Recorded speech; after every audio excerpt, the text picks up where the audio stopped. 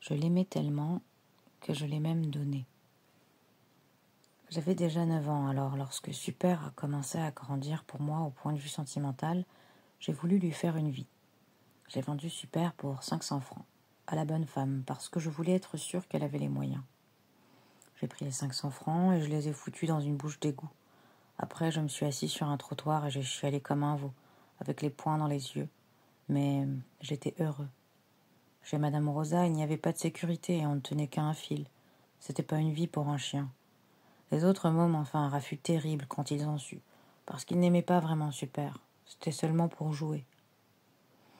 La première chose que Madame Rosa a fait le lendemain, c'était de me traîner chez le docteur Katz pour voir si j'étais dérangée.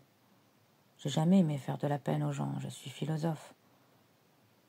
Il y avait derrière le docteur Katz un bateau à voile sur une cheminée, avec des ailes toutes blanches. Comme j'étais malheureux, je voulais m'en aller ailleurs, très loin, loin de moi, et je me suis mis à le faire voler.